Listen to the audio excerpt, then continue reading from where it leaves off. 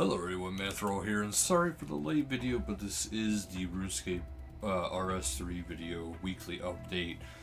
This week is actually a game update with a ninja strike, so Shattered Worlds is the main focus. And it says, for almost 3 years the creatures of Shattered Worlds have existed in harmony, quietly plodding around the abyss, with the occasional night. But anyway, there's a bunch of new things going on. It says new objectives. The first thing you'll notice is that along with a bit more task variety, there's now 3 extra objectives you might be able to ask to be complete in your world hopping. Deal a certain amount of damage, repair the portal, and summon and kill the boss, which is actually pretty cool to have a boss in this now. It says, bosses you say, glad you asked. Every 5th world will be a boss world, where you'll find Gillinor's most iconic baddies, which would include the God Wars Engine 1 bosses, except for Nex, Chaos Elemental, Dagonoth Kings, Bar's Brothers, etc. To summon them, you'll need to defeat a certain percentage of the monsters in the world. Repairing the portal is fairly straightforward. The monsters you kill will drop 3 pieces of handy dandy portal repair kit, which you can then use to fix up the portal and move on to the next world. Now, since this is actually happening, I will be doing a Shattered Worlds video here pretty soon. There's going to be new rewards alongside the new objectives from this. Slayer Mask and Spirits Battle, which is about time the Spirits Battle actually got introduced into this. There are various Slayer Masks available from the Shattered Worlds recognized and ordered by Slayer level requirement. In addition, you can now purchase Spirit Battle for 100 million anima each. That's actually quite a bit. This is the first Spirits of Battle have been available outside of Treasure Hunter, so for those who are unfamiliar, it'll reset the kill count on your Slayer Mask, letting you get more benefit for each one, which actually gives you more reason to keep going back to Shattered Worlds, which is very good. And I am sorry, I shall turn on light. Okay, so titles. There are 3 new titles, which is the Abyssal Knight, Animaniac, and Abyss Diver. Teleport scrolls. Tired of slipping all the way through the swamp every time you want to slay some abyssal beasties? Well, now you can get some scrolls to teleport you right there for 250k. There's interface changes, which the UI has been implemented and completely overhauled with a few more boxes and new minimap icons and revamped layout that should make the minigame feel much less complicated. And there's going to be a bunch more in the patch notes, which we will get here to shortly. So there has been some archaeology changes. So the hotfixes are: a pop-up box will now appear if you attempt to excavate with a full inventory. The chance of receiving an Akindom piece now increases your archaeology levels. Well, it levels up. Players are no longer stopped from excavating after using spacebar to advance in the chat box that appears when finding an artifact. They'd also like to congratulate me for being the first player to get 120 archaeology, which that is actually a huge feat. There is a message from Mod Pips. You can check it out on the main page. Charity partners, it has a whole bunch of stuff to do with what's all been going on lately, especially with COVID-19 and what they are looking to do to help people out with the issue. There is now free early access on Android, so this means if you're free to play or pay to play, you will be able to access it. And it says, members both old and new can get their hands on the fantastic mobile Founders Pack, which includes a Steel Panther combat pet, a unique wrist animation, and the dazzling Radiant Dawn armor. But that is something to keep in mind, guys. The Player X Razor Gallery, keep in mind you do have a little bit of time left. You have until Sunday, April 26th to get your creativity out there. So remember, anything creative, go check it out. Submit it. Hey, who knows, you might win a headset or other prizes. The Twitch Prime pack is back, which there's a whole new thing, and as you can see right there is actually kind of a cool little Zerosian outfit. It's the Ancient Legionary set, but it does look pretty cool actually, especially if you are a Zeros fan. But it does say, make sure you're connected to Twitch account with the Prime membership, verify RuneScape and Twitch accounts are linked, claim your loot, all that good stuff. So phishing emails, remember, it's just always keeping an eye out for phishing emails, anything like that. You can always find out what the official emails from Jacket's employees are. They got their Discord, their Twitch, and all that kind of stuff if you do want to be sure if it is indeed them or not. So do check that out before just hopping into it. Tuesday for live streams are Tuesday, April 14th at 1700 BST, which is 1600 game time. Let's Play Archaeology, so that already happened, so I do apologize. And Saturday, April 18th at 10 BST, which is 9 game time. Featured stream Careful Tam. So do check both of those out. Well, the one out since I'm too late. Lootscape is a small 250 Archaeology XP Twitching Tome tutorial needs to be completed, so you can't just skip through that. A random Archaeology consumable. Your view counter goes up on orb. And it says make sure you follow all these steps to get the drop. Go to your account settings and linked accounts. Link your Twitch and RuneScape accounts. Go to runescape.com/lootscape and click enable drops. Wait for confirmation and then watch the Twitch stream. That's all you gotta do, guys. And actually, just to show you, enable drops right here. It tells you. All you gotta do is just click that, and then you'll be asked to give your login information, of course. But do that only from the main page, guys. Seriously, only the main page. And then I noticed my camera was a little off. Sorry, guys. Patch notes. So there's Ninja Strike, which is the Shattered Worlds. It says there's more objectives. The original kill X% of enemies objective now verifies between 65 to 80% instead of remaining at 75%. A deal X damage objective has been added. Deal a certain amount of damage in a single world to proceed. Repair portal, which is one thing we talked about. Enemies have a chance to drop portal repair kits. Summon and kill the boss. Bosses will appear on every 5th world. So far, the bosses are the God of War's Engine 1, excluding Nax, Chaos Elemental, Dagonoth, King Spar's brothers. Bosses will scale based on world level and not like other monsters in the Shattered World have no specific attack style, resistance, or weakness. So you have to actually plan a little bit ahead. But I would imagine they probably drop a lot of anima. So keep that in mind. Some weekly challenges have been rebalanced to better represent the difficulty and reward. Previously, silver challenges would complete around World 25, but will ask you to complete worlds up to 50. Gold challenges took the place around worlds 40 to 50, but will now require you to beat worlds up to 80 to 100 plus. So that's actually quite the jump. I don't know if I like that. More descriptive examine texts have been added to the altars for the ancient relic side objective. The examine text for ancient relic itself has been updated to give hints to its function. Minion enemies that spawn from normal enemies due to the Hydra Mutator will now count towards the main world objective. As the Hydra Mutator has been redesigned as neutral, it can now be used as a player's advantage. Its icon also changed to reflect this. Rewards. So we already talked about the Spirit of Battle. Slayer masks have been collected into one tab and sorted by Slayer level. Greater Demons and Dagonoths do not have a Slayer requirement, but are placed in appropriate slot on the list, so it still goes down the list. There is 3 new titles. There is a teleport scrolls. It says some information will now appear when trying to purchase the locked anima pet. Additionally, a bug has been fixed where this error would message show even if a player could not buy the item. Additionally, info boxes have been added to the reward shop. Info boxes will now show correctly on mobile. Fix an issue where some cosmetics such as Abyssal Night Override could not be purchased with full inventory. In general, Players can now use weekly D&D tokens to reset their weekly Shattered Worlds challenges.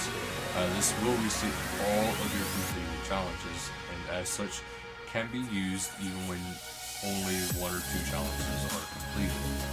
You can no longer repeat Shattered World challenges in the same week without using a weekly D&D token. Shattered Worlds has been added to the minigames and D&D tracking interface. Here you'll be able to find more information about the minigame, which weekly challenges you're currently able to complete, and teleport to the nearest load zone. So it's actually pretty nice. A Do Not Ask Me Again option has been added to the chest for the checkpoint worlds for players who no longer want to hear how they could save their chests for later. The auto pickup functionality for anima has been optimized to leave less anima on the ground. I've seen that a lot. The audios for the Zone Suffering and Zones of Restoration have been improved to be more noticeable and will now only trigger when inside the zone. Kent and Ducardi will now give players who are new to Shattered World a tutorial on how to play the minigame. The ability to skip worlds based on your performance is now calculated when completing an objective as opposed to when you reach and use the portal. A chat message will appear to remind you how many worlds you've skipped. Being in combat will no longer interrupt a close mutator selection interface. The static mutator buff icon previously displayed stacks of from 1 to 20, where your damage was taken was the stack number multiplied by 10. This has now been changed to display the percentage from 10 to 200 instead. The description of this buff has been improved. A skip button has been added to the end of game summary to allow players to skip the animation that shows the calculations for anima gained during the session.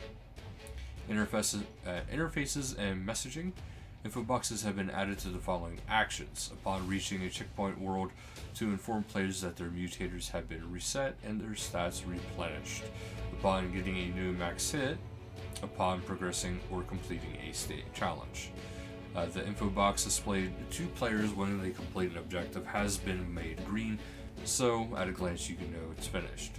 Comma separators have been added to the number of places where bigger numbers are displayed in the info box and or chat messages. This includes when gaining anima from a side objective or the checkpoint chest, when a weekly challenge is completed, when reaching a new highest world.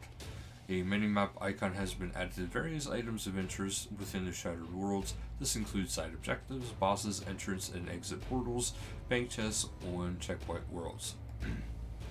The start and end interface are now more consistent with each other.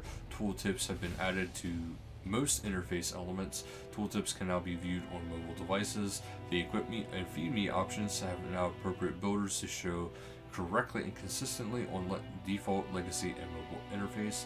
You can no longer maximize the minigame HUD on mobile, but the interface has been improved so that all information is clearly shown without the need to maximize. The anima gained icon has been changed to use the same icon as the inventory model for anima. Mutator drop-downs have been removed from the HUD. They now appear in a horizontal list. The tooltip will now appear if you're attempting to start a challenge when none are selected or when one isn't started from the challenge portal. The HUD tooltip for anima has had lifetime anima removed and available anima changed to total anima. The minigame HUD will now remain on the screen when on the checkpoint world. The damage stat shown on the end screen summary has its cap increased from 1 million to 30 million. The weekly challenge interface has been improved and will now better display the tier of the challenge and the color of the title, the mutators that will be in effect, and the reward for completing them. And they've changed the description and titles of some of these challenges to be more thematic. The message received when you die during Shattered Worlds in an attempt to open the chest has been adjusted to better describe why you're unable to open it. The anima gained message that appears when an enemy is defeated have been made to float up more slowly for readability. Other. The Mage of Zamorak, who teleports you to the abyss in the wilderness, has a configure option. Can now be used to left click or tap option to either teleport or talk. So you can actually set it to teleport, which is actually very nice.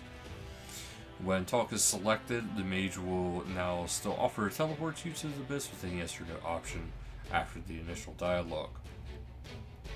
Archaeology. As you can see, there's quite a bit to go through here, guys. The site map at the Archaeology Guild now informs the players of the site keyboard shortcuts.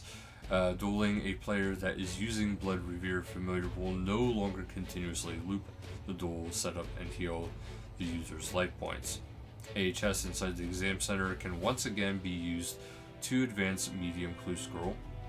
Artifact collector info will now close when inspecting a new artifact.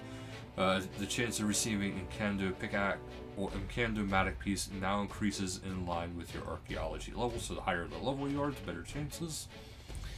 Change restoration station to archaeologist's workspace in the restoration make X menu to be more accurate in the game world. The seed of the Cheru tree and the hand of glory luck of the dwarves, the relics, have had their levels in the skill guide corrected from 89 to 83. Guildmaster Tony's Maddock